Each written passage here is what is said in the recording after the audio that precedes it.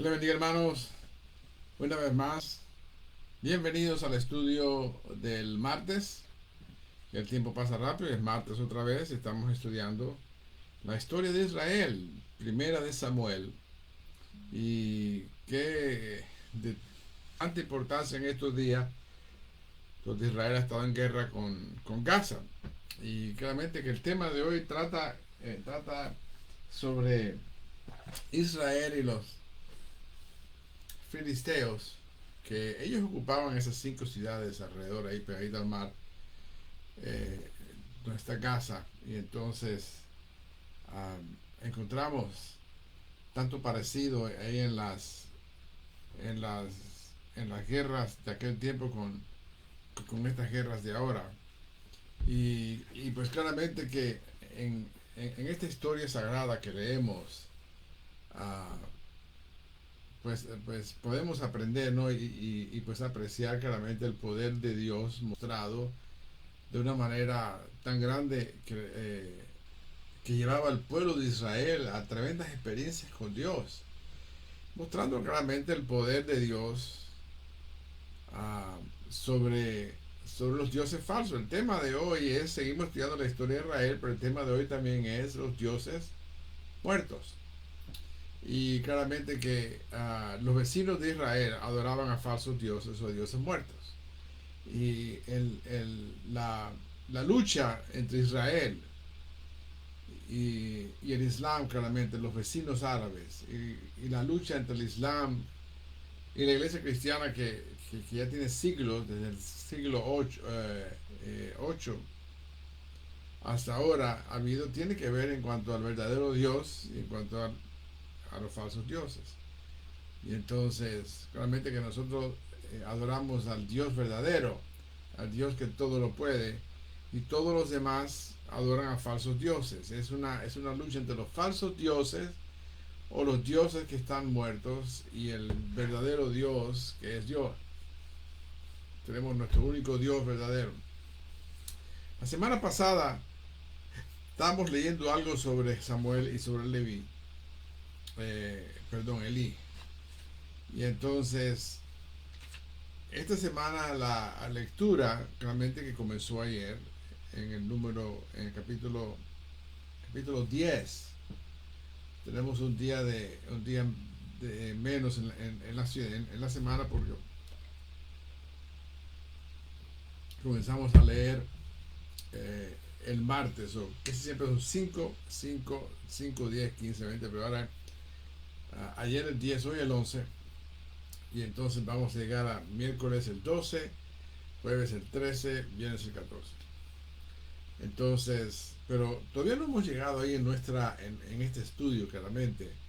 Y, y, y habiendo terminado de estudiar ahí en el capítulo 4 que estuvimos hablando, y el capítulo 5, donde Israel va a la guerra contra los filisteos. Elí todavía era el juez. Yo creo que yo dije que Elí fue el último juez, pero no, Elí no fue el último juez, sino que Samuel es el último juez. Samuel es el juez que despide al tiempo de los jueces, o de los caudillos, como dicen en otras versiones, y entonces inicia lo que viene siendo el reino de Israel, ya que entonces Israel pide rey, y entonces ungen a Saúl, y entonces luego a David. Entonces estábamos leyendo ahí en el capítulo 4 y el 5, donde vimos claramente cómo Israel usó el arca, queriendo usarlo ¿cómo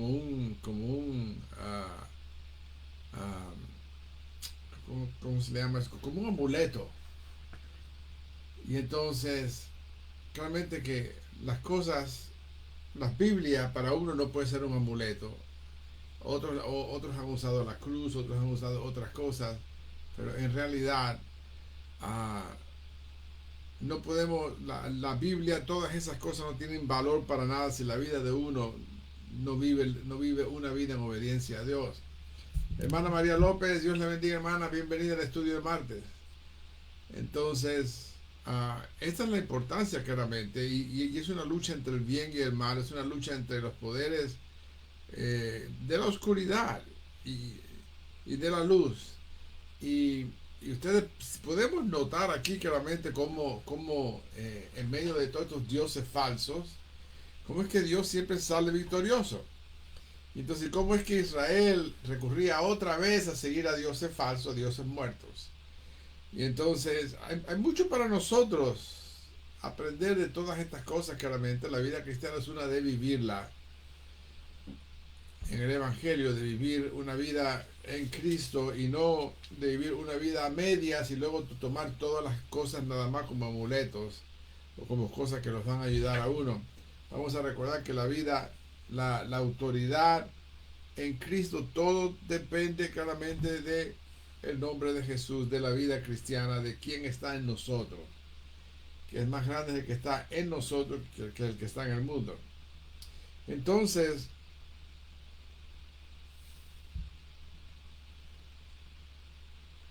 tenemos aquí a estos filisteos que se llevan el arca. Y claramente que Dios los trata a ellos diferente que trata al pueblo de Israel. Cualquier persona que tocara el arca del pueblo de Israel moría instantáneamente. Los filisteos no eran israelitas, no conocían. Y entonces ellos se llevaron el arca y lo pusieron enseguida en el templo de su dios Dagón. Y lo hacen así porque era común que ya que ellos vencieron al pueblo de Israel y se llevan el arca, es como que se llevaron el dios de Israel. El dios de ellos, Dagón, es más fuerte que el dios de Israel. Entonces ahora Dios les muestra lo opuesto a ellos. Hermana Jessica Bate, Dios te bendiga, hermana. Bienvenida al estudio de martes. Entonces, esto es importante porque Dios los comenzó a afligir y entonces los afligió a ellos con tumores. Antes decían que eran hemorroides. Entonces, tumores y muerte. Muchísima gente murió ahí entre los filisteos, murieron por, por razones de que el arca estaba allí. Entonces, vamos a leer ahí un poquito, porque leímos cómo los filisteos llegaron. Hubo una mortandad tremenda, como 30,000 hombres murieron. Más, aquí el texto no lo dice, Silo era el lugar donde estaba el arca del pacto en aquel tiempo. Y en otros lugares podemos ver que el arca después ya no estuvo ahí más. Y entonces uh, parece ser que los filisteos llegaron hasta Silo y destruyeron la ciudad. Siendo de que ahí había estado el arca, claramente, para ellos era como atacar la sede del Dios de ellos. Y entonces, eh, en el capítulo 5 ahora comienza la mano dura del Señor sobre los filisteos. Entonces, eh, déjenme hacer aquí un experimento, hermanos, porque tengo unas dudas sobre YouTube y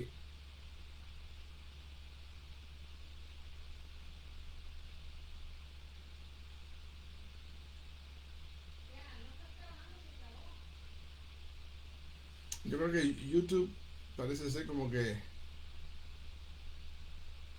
aquí me salió.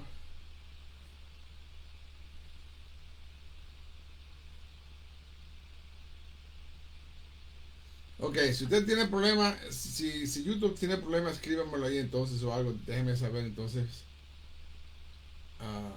Ok, aquí me sale algo diferente de lo que estoy viendo en la pantalla, como que las cosas no están muy bien. Pero bueno, aquí estamos. Entonces, en el capítulo 5 dice, leemos la palabra del Señor en el nombre del Padre, del Hijo y del Espíritu Santo y claramente parece que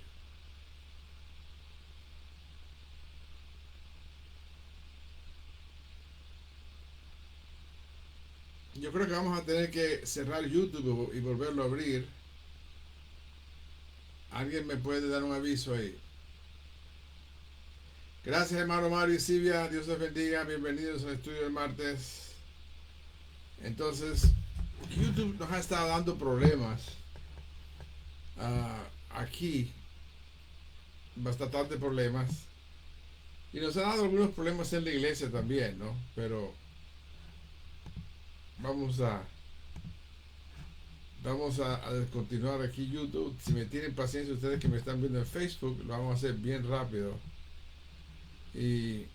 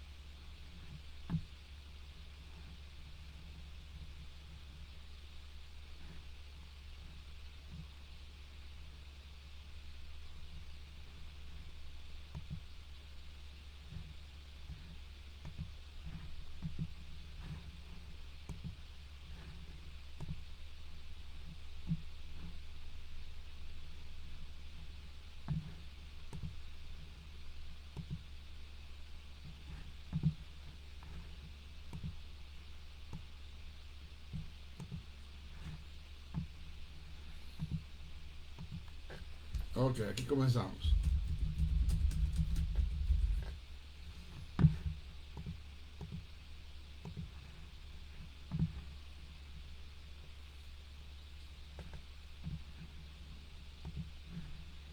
Muy bien, disculpen a los hermanos ahí en Facebook.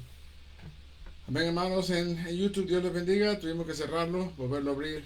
Hemos tenido problemas, así que esperemos que ahora sí puedan escucharnos y puedan trabajar bien. De todas maneras, estamos estudiando el capítulo 5, primera de Samuel.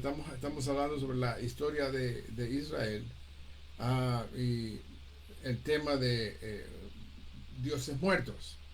Entonces, yo estoy usando la Reina Valera contemporánea, que es la que me gusta usar. Um, y dice, después de que los filisteos capturaron el arca de Dios, la llevaron desde Ebenezer a Asdod.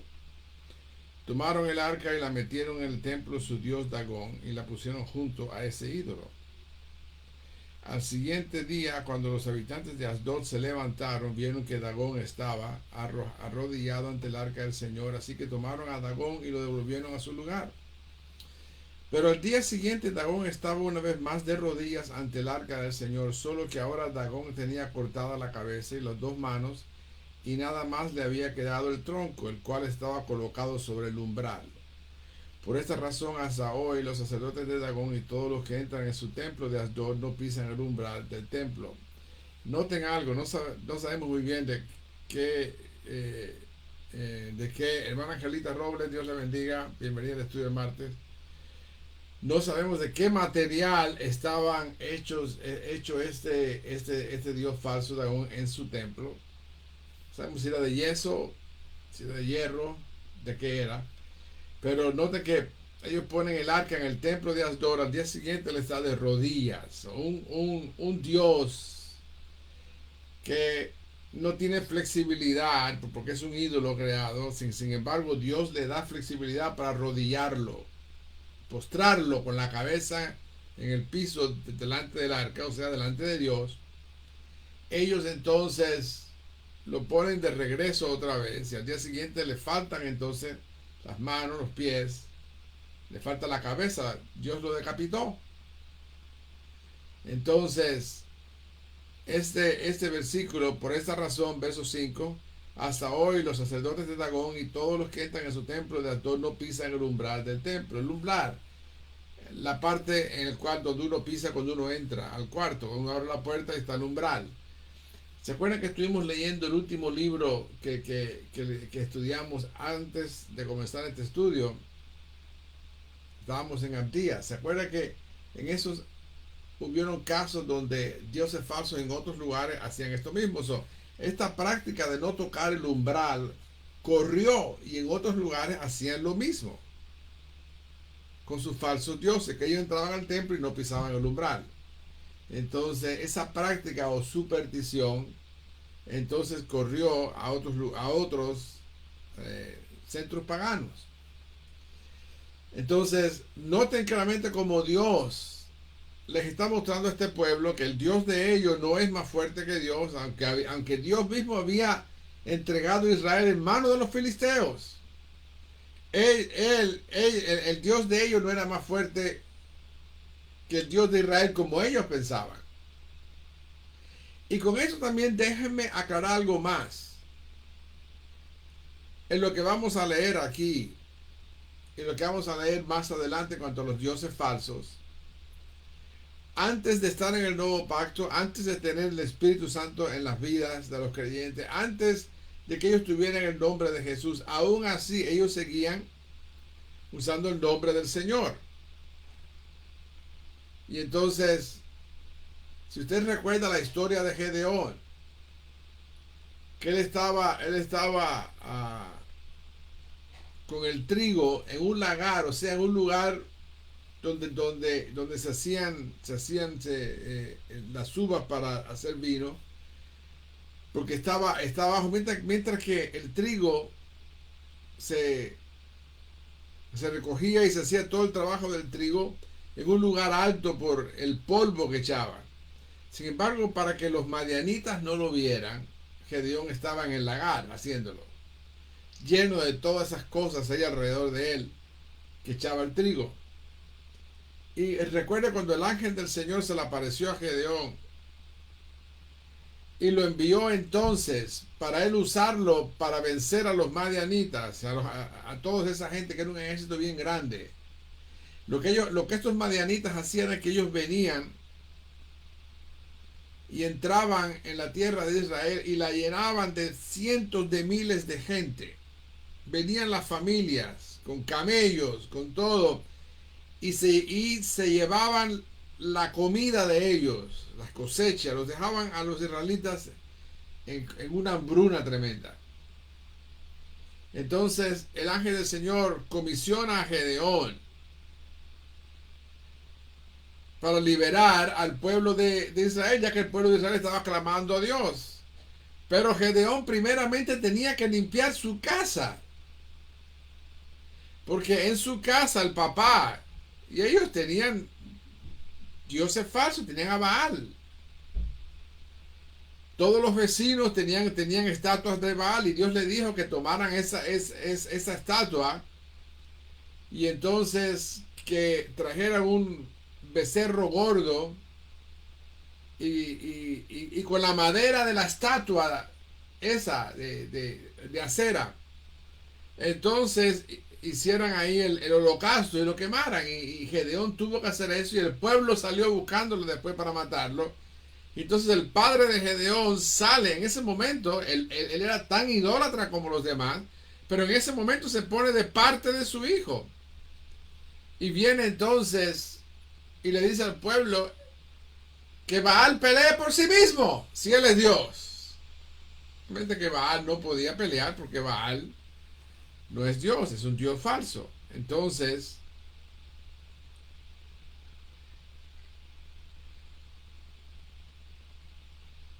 claramente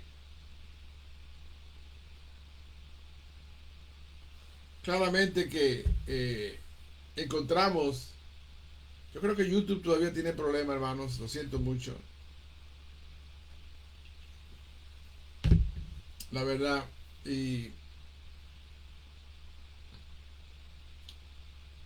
con esto yo les digo de que los creyentes tenemos algo que el Señor nos ha dejado, y es el nombre de Jesús. Con esto claramente que lo que Dios estaba haciendo en el templo de Dagón, y lo que Dios muestra aquí y más adelante, es que Él tiene poder sobre todas esas cosas, pero ese poder claramente, esa protección se las pasaba a los adoradores del Señor. Entonces, nosotros debemos de recordar, porque en estos días, con estos problemas, surgen muchas ideas extrañas en cuanto a los demonios, en cuanto a la brujería, en cuanto a toda esta gente. Y entonces surgen algunos que se van a un extremo en cuanto a los demonios. Y se la pasan viendo demonios y se la pasan en una cosa que con demonios. Vamos a recordar que sí tenemos una lucha. Pedro nos dice en 1 de Pedro 5, 8. Sean prudentes y manténganse atentos o sobrios. Esa es la palabra ahí, sobrios. Porque su enemigo es el diablo y él anda como un león rugiente buscando a quien devorar. Tenemos un enemigo, es obvio que ese enemigo es real. Entonces nosotros debemos de saber muy bien que hay un enemigo que acecha a los creyentes, busca poner tropiezos a los creyentes. Pero el verso 9 dice, pero ustedes manténganse firmes y háganle frente. Sepan que todo el mundo, sus hermanos, están enfrentando los mismos sufrimientos. Háganle frente. O como dice Santiago, nos dice entonces en el capítulo 4.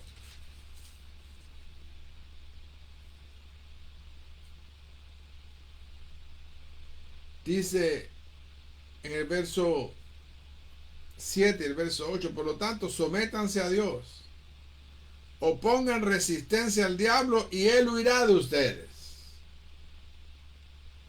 Pero luego sigue y dice, lloren, aflíjanse, hagan lamento, conviertan su risa en llanto y su alegría en tristeza, humíllense ante el Señor y él los exaltará. Aquí claramente que Santiago nos habla de cómo debemos de vivir la vida cristiana con el Señor. Antes, en el versículo 6, pero la gracia que Él nos da es mayor, por eso dice, Dios se opone a los soberbios y da gracia a los humildes. Hay un enemigo claramente que se opone a nosotros y pone trabas y todo lo demás, pero nosotros nos sometemos a Dios, resistimos al diablo. Nos mantenemos sobrios, atentos. Esto claramente es una sobriedad espiritual, pero es una sobriedad física, porque nadie puede ser sobrio espiritualmente si no es sobrio físicamente. Entonces con esto estamos siempre agarrados de Cristo. En Cristo estamos firmes, no hay ningún problema con esto.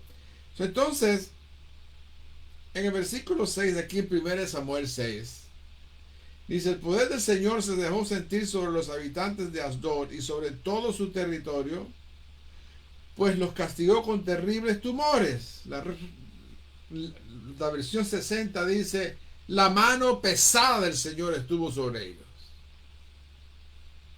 Al darse cuenta de esto, los habitantes de Asdod dijeron, el arca del Dios de Israel no debe quedarse entre nosotros, porque ha hecho sentir su poder contra nuestro pueblo y contra Dagón nuestro Dios. Entonces convocaron a los jefes de los filisteos y les preguntaron, ¿qué debemos hacer con el arca de Dios, del Dios de Israel? Y los jefes respondieron, llévenla hasta Gat. Y los filisteos se llevaron el arca del Señor hasta allá, pero después de habérsela llevado, el poder del Señor se dejó sentir contra los habitantes de la ciudad, pues les quebrantó su ánimo. Y todos, desde el más chico hasta el más grande, estaban afligidos porque se llenaron de tumores. Por eso enviaron el arca de Dios a Ecrón. Pero cuando el arca llegó allá, los ecronitas se espantaron y dijeron, nos han enviado el arca del Dios de Israel para matarnos a todos nosotros y a nuestro pueblo. Entonces convocaron a los jefes de los filisteos para decirles, devuelvan el arca del Dios de Israel al lugar que le corresponde para que no nos mate a todos. Y es que toda la ciudad vivía con el temor a la muerte, pues el poder de Dios había aumentado contra ellos, y los que no morían se llenaban de tumores y sus gritos llegaban hasta el cielo. Claramente que, como les dije, las versiones antiguas decían que eran hemorroides. Las modernas dicen que tumores. Y se cree ahora por los regalos que van a enviar, que es un ratón. Entonces creen que Dios les pegó fuerte con una plaga bubónica causada por las ratas. Pero yo quiero que usted note que ellos dicen de que hay que cuidar a nuestro Dios Dagón, pero ellos no cambian de Dios. Hermano Rogelio Díaz, Dios le bendiga, hermano, bienvenido al estudio del martes. Ellos no cambian de Dios, ellos no se convierten a Dios. Ellos siguen con su Dios inferior. Su Dios no pudo contra el Señor. Y es aquí el problema del politeísmo, del paganismo. No pueden contra el Dios verdadero, sin embargo, no quieren al Dios verdadero. Entonces, en el verso 6 dice: el arca del Señor estuvo 7 meses en tierra de los filisteos. Ellos llamaron a los sacerdotes y adivinos y les preguntaron: ¿qué nos aconsejan hacer con el arca del Señor? Díganos cómo podemos devolverla a su lugar. Los sacerdotes dijeron: cuando regresen el arca del Dios de Israel a su lugar, no la envíen vacía, sino envíenla con una compensación por la culpa cometida. Solo así serán sanados y sabrán por qué el poder de Dios se ensañó sobre ustedes. Entonces ellos preguntaron: ¿y en qué consiste la compensación que debemos pagar? Y ellos respondieron: deben entregar 5 figuras de tumores de oro y 5 ratones de oro, conforme al número de los jefes filisteos, porque una misma plaga los afligió a ustedes y a sus jefes. Hagan las figuras de los tumores y de los ratones que destruyeron la tierra, y así honrarán al Dios de Israel. Tal vez Él se compadezca de ustedes, de sus dioses y de su tierra. Noten esto: de sus dioses. De sus dioses. Y de su tierra. ¿Por qué son insensibles como el faraón y los egipcios? Ellos trataron con dureza a los israelitas, pero los dejaron ir y ellos se fueron. Construyan ahora un carro nuevo y elijan a 2 vacas que no hayan llevado antes el yugo y que estén criándolo. Pónganles el yugo y únzanlas al carro y no dejen que sus becerros las sigan. Tomen el arca del Señor y pónganla sobre el carro. Pongan en una caja las joyas de oro que hicieron como compensación por la culpa cometida y dejen que el carro se vaya. Pero fíjense qué rumbo toma el carro. Si va por el camino que lleva a Bet-Semes, su tierra, con eso querrá decir que fue el Señor quien nos mandó tan grandes males.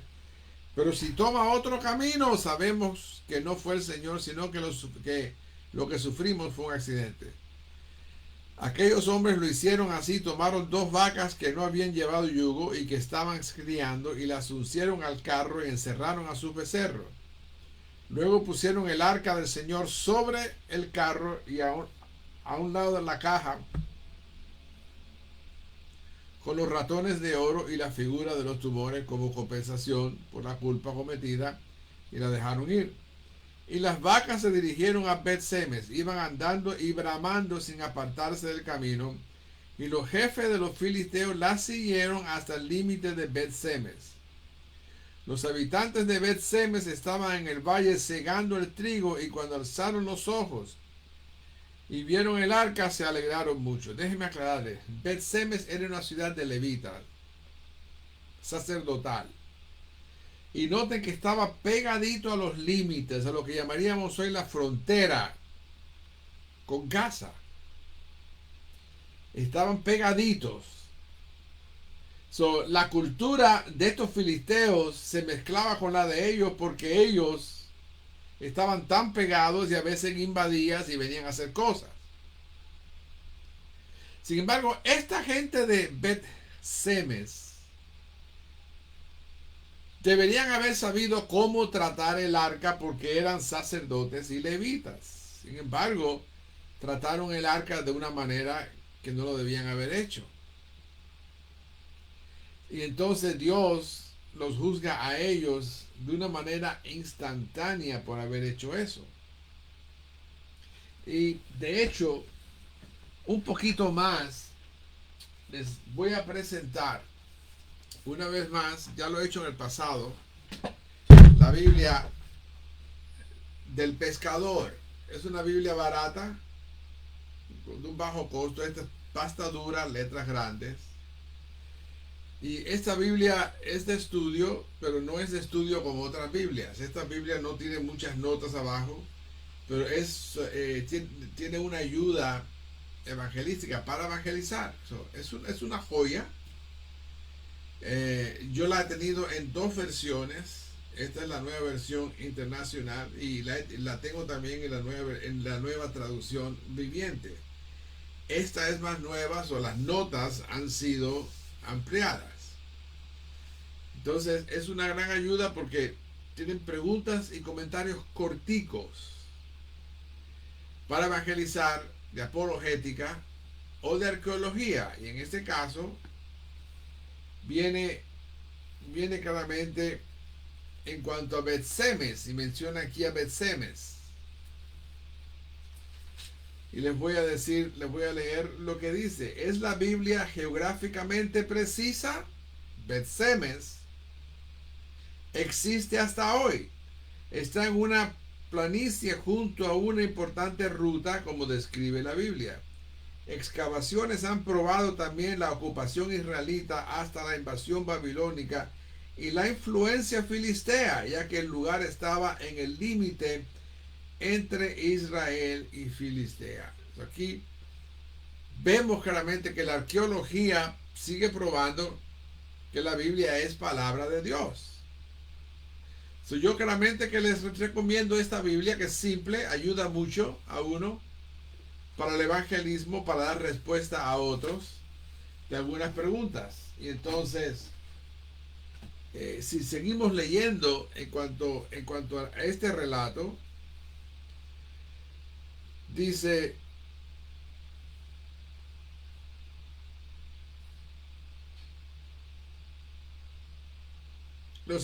verso 13, los habitantes de Bet-Semes estaban en el valle segando el trigo, y cuando alzaron los ojos y vieron el arca se alegraron mucho. El carro llegó al campo de Josué de Bet-Semes y se detuvo en donde había una gran piedra. Entonces ellos tomaron la madera del carro y la partieron y ofrecieron las vacas como una ofrenda al Señor. Luego los levitas bajaron el arca del Señor y la caja que iba junto a ella, donde estaban las joyas de oro, y las pusieron sobre aquella gran piedra. Ese día los habitantes de Bet-Semes ofrecieron sacrificios y ofrendas al Señor. Cuando los 5 jefes de los filisteos vieron todo esto, regresaron a Ecrón el mismo día. Las figuras de los tumores de oro que los filisteos pagaron como compensación al Señor fueron 5, una por Asdod, una por Gaza, donde está la guerra hoy día con Israel, una por Ascalón, una por Gad y una por Ecrón. Y las figuras de oro de los ratones que ofrecieron fueron también 5, conforme al número de las ciudades de los filisteos que pertenecían a los 5 jefes. Tanto las ciudades fortificadas como las aldeas, la gran piedra sobre la que pusieron el arca del Señor, permanece en el campo de Josué de Bet-Semes hasta el día de hoy. Pero Dios hizo que los hombres de Bet-Semes murieran. Oigan esto ahora. Porque se atrevieron a mirar dentro del arca del Señor. De todo el pueblo murieron 50,070 hombres, y el pueblo lloró porque el Señor los había castigado con tantas muertes. Y dijeron: ¿quién será digno de estar delante del Señor, el Dios Santo? ¿Contra quién se ensañará cuando se aparte de nosotros? Luego enviaron mensajeros a los habitantes de Kiriat Yarim para que les dijeran: los filisteos han devuelto el arca del Señor, vengan y llévenla con ustedes. Nos vamos a aclarar aquí este pasaje de los 50,070 muertos. Esta versión contemporánea, como las 60 y otras versiones, tienen esta cifra. Otras versiones modernas tienen una cifra muy diferente y viene siendo, les voy a decir, la cifra en esta versión, nueva versión internacional, dice: algunos hombres de ese lugar se atrevieron a mirar dentro del arca del Señor y Dios los mató. Fueron 70 los que perecieron. Entonces, entre las copias antiguas hay dos cifras. Una tiene 50.070 y las otras tienen solamente 70 hombres. Son 50.000 de diferencia. Entonces los expertos hoy día se inclinan, y por eso muchas de las Biblias hoy lo han cambiado, se inclinan a que la cifra fue la más pequeña, porque habiendo hecho estudios arqueológicos y históricos de esa área, dicen que no hubo tanta gente en esa área para que murieran tantos hombres. El historiador Josefo, contemporáneo de los apóstoles, en esta narración da la cifra más pequeña, por esa razón. Pero en un lugar donde hay poca gente, en un pueblo de 20,000 personas, de pronto mueren 70 hombres, es una mortandad, porque miraron. Eran levitas, se suponía que ellos conocieran en realidad cómo tratar el arca del Señor. Entonces,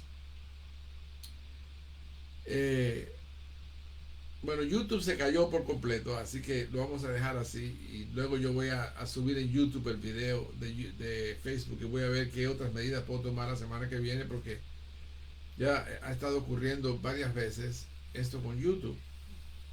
Entonces, vemos claramente que Dios trata a Israel diferente que a estos filisteos. Ellos se llevaron el arca y los que lo tocaron no les pasó nada. Fue cuando entraron en el templo de Dagón, el dios de ellos, y luego que Dios comenzó a afligirlos con una mortandad grande. No se menciona cuántos murieron, pero parece que murieron muchas personas, tal vez llegó a los miles.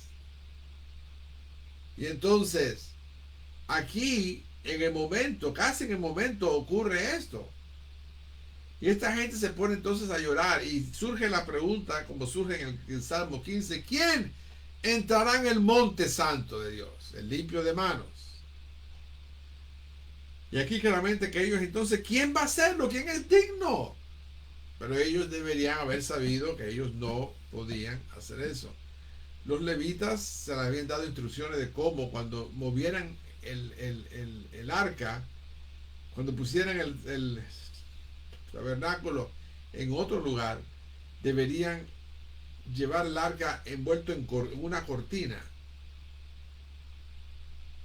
Y entonces ellos sabían las reglas de cómo hacerlo, sin embargo fueron negligentes en esto. Y a veces aquí tenemos lecciones para nosotros. A veces conocemos muy bien el Evangelio, conocemos tanto, pero a veces somos negligentes en las cosas de Dios.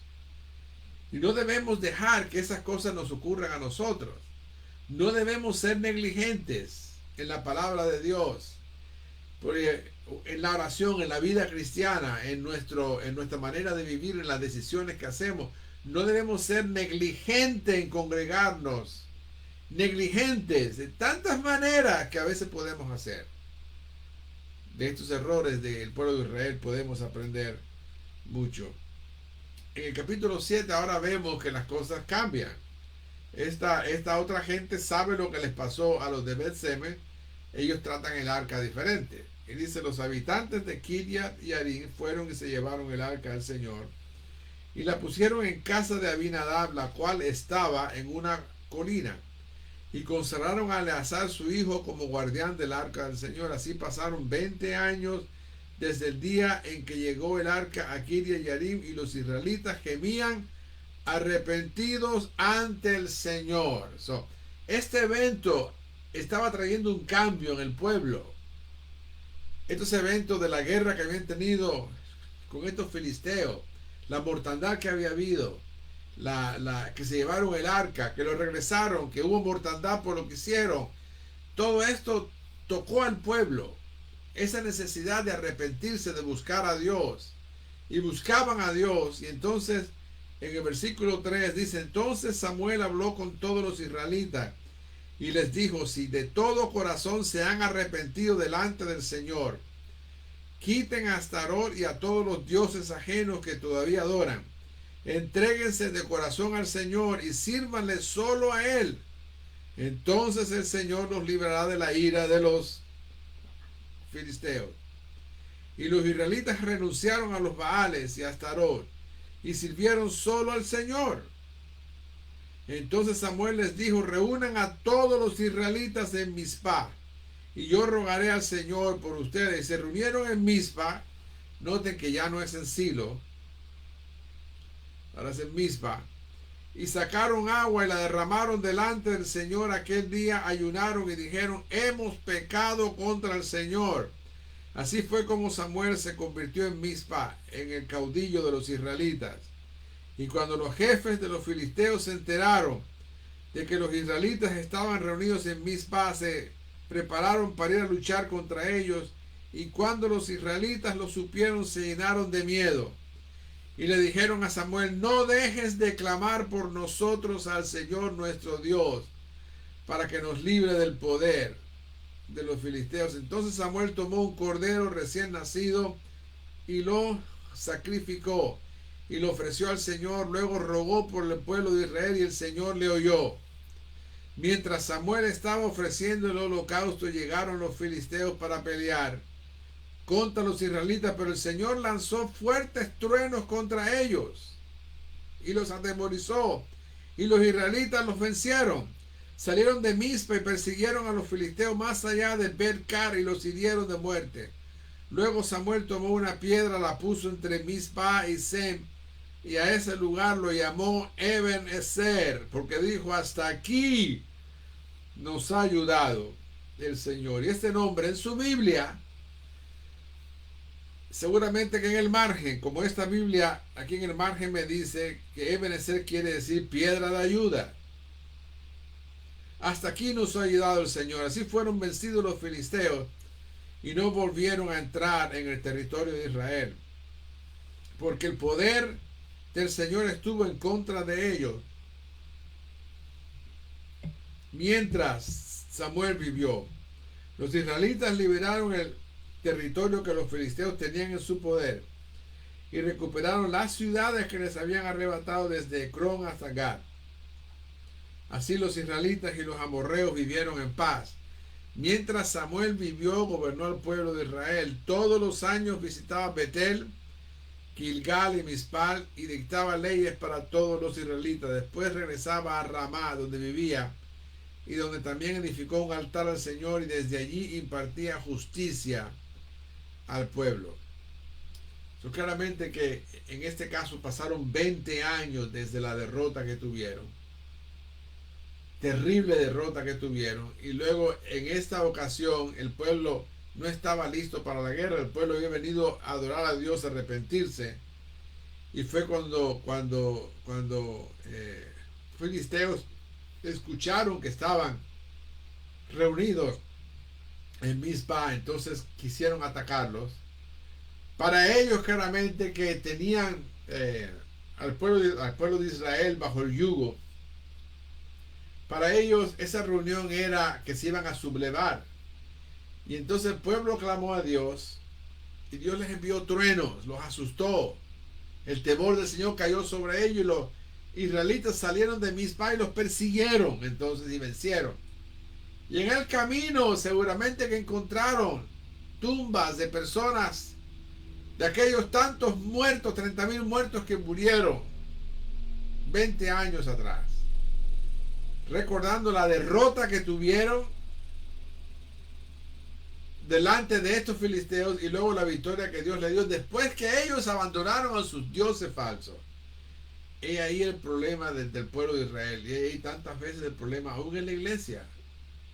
Alejarse para seguir al mundo hoy día, eso es lo que Israel hacía con los dioses falsos, dioses muertos, el llamado del mundo, del pecado, de todas esas cosas claramente que estorba en la obra de Dios, estorba a la iglesia, estorba a los cristianos. La iglesia necesita arrepentirse, venir a Dios, entregar sus vidas. Y hay que recordar que nuestras vidas deben de estar sometidas totalmente a Dios en todo lo que hacemos, claramente. Hay algunas cosas que aprendemos de la oración.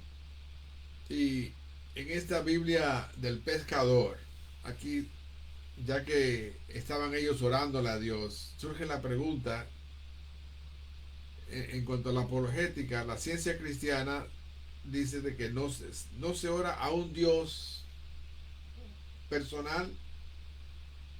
La oración es una petición directa a Dios por su intervención. Claramente, ¿qué es lo que encontramos con la gente que está en sectas en sectas y religiones falsas? Claramente, en cuanto a sus creencias, en cuanto a la oración, en cuanto a su propio Dios. La Biblia claramente que nos enseña con toda claridad de que hay un solo Dios y que la oración debe ser hecha solamente a ese Dios. Ese Dios es personal. Es una persona, es tres personas en el ser de Dios. No olvidemos claramente la importancia de la oración y de estar en contacto con el Señor. La vida cristiana es una que la vivimos en la palabra y la vivimos en la oración, en las dos cosas.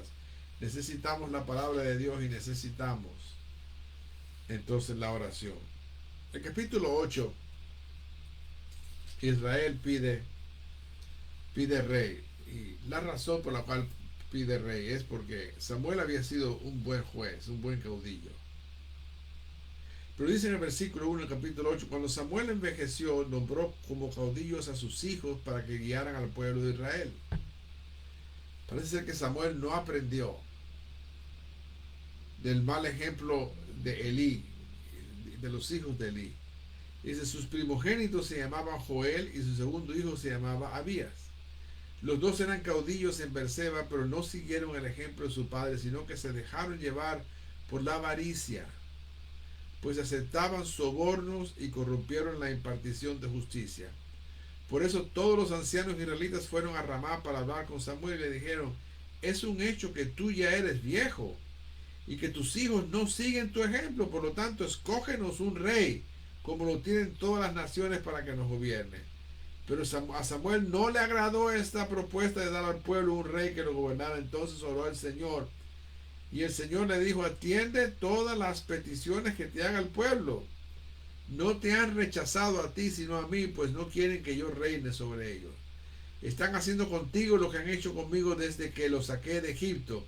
Me están dejando para ir y servir a otros dioses. Tú atiendes sus peticiones, pero aclárales todas las inconvenientes y muéstrales cómo los tratará quien llegue a ser un rey, su rey. Entonces, con esto claramente que viene el comienzo del reino con Saúl, pero Dios le da al pueblo de Israel el Dios que ellos querían, un hombre alto, fuerte, y este no era el hombre de Dios, este no fue un hombre de Dios en realidad, fue un hombre avaro. Y aquí el problema de los hijos de Samuel es que fueron parecidos a los hijos de Elí. Eran avaros y usaban el ministerio para ganarse ellos ganancias deshonestas. Y entonces los hijos de Elí oprimían al pueblo porque ellos tomaban a sus ayudantes, los criados de ellos, cuando la gente traía los holocaustos, sacrificios, y a la fuerza le quitaban las cosas. Entonces dice el texto de que el pueblo despreciaba entonces hacer eso, despreciaba las cosas de Dios por eso mismo. Y en este caso, la avaricia, claramente, que es un mal que daña a la gente, y la avaricia nos recuerda que es un Dios falso, porque el avaro es un idólatra, el dinero es su Dios. A veces, tal vez uno piensa de que ahora dentro de la iglesia no hay dioses falsos donde alguien se haga un ídolo, pero hay personas que son avaras dentro de la iglesia. Y Pablo mismo menciona de que los avaros no van al cielo porque son idólatras. La avaricia, dice esta Biblia del pescador, incluye aquí algo que es sinónimo, eh, palabras eh, parecidas: tacañería, mezquinidad, ambición, codicia, deseo intenso de adquirir más a costa de dañar a otro. Y esto lo vemos claramente en el texto que leímos de 1 Samuel 8:3, con lo que estos hijos de Samuel estaban haciendo y anteriormente habían hecho los hijos de Saúl. Esto claramente que es algo que es repugnante y muestra que esas personas son idólatras, no van al cielo. Así que en el Evangelio se nos advierte no ser avaros. La avaricia es pecado y todo lo demás es pecado y lleva a grandes problemas y lleva a la perdición eterna. Así que el pueblo de Israel padecía de esto, como Dios le dijo a Samuel: a mí me rechazaron antes, desde que los saqué de Egipto, y han tenido dioses falsos en medio del pueblo todo el tiempo. Así que la iglesia debe de cuidarse de no tener dioses muertos en su medio, porque la avaricia, el mundo, tantas otras cosas que atraen, son dioses falsos que llevan al pecado, que llevan a la condenación eterna. A la iglesia debe de limpiar su caminar, y así poder alumbrar a un mundo lleno de tinieblas. La iglesia limpia, que vive en Cristo, no tiene por qué temer a los demonios.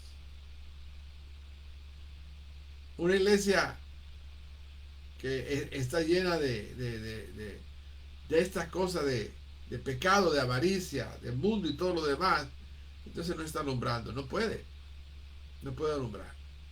Aprendemos mucho de estos libros históricos, aprendemos mucho del pueblo de Israel, y debemos de tomar la palabra de Dios y darle gracias a Dios por su palabra, y gracias a Dios por las Biblias, tener copias de Biblias en nuestras casas, donde todavía hay tanta gente en el mundo que no tienen una copia de sus Biblias. Oremos, hermanos, y yo sé que entre el pueblo de Dios siempre hay, pues hay, ¿cuál es la palabra? Peticiones, necesidades.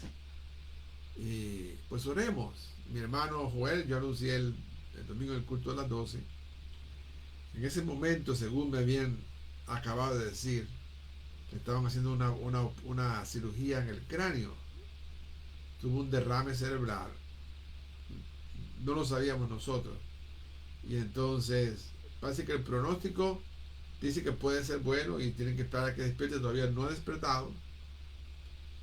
Así que le hemos pedido al Señor, que claramente sabemos muy bien que vivimos la vida cristiana para esto. Si vivimos, dice ahí en Romanos 14, para el Señor vivimos, y si morimos, para Él morimos. Así que sea que vivamos o que muramos, somos del Señor. Así que lo hemos puesto en las manos del Señor. Así que vamos a orar por toda petición que usted pueda tener ahí, y vamos a pedirle al Señor que obre en cada caso. Padre Santo, pedimos por todas las peticiones, pidiendo tu ayuda, Señor. Pedimos que tú obres en cada necesidad, y te damos las gracias por tu palabra. Gracias por hablarnos a nuestras vidas. Gracias, Señor, por tu fidelidad, por tus fieles promesas. Toca cada vida, Señor. Toca cada necesidad. En el nombre de Jesús. Y todos decimos amén.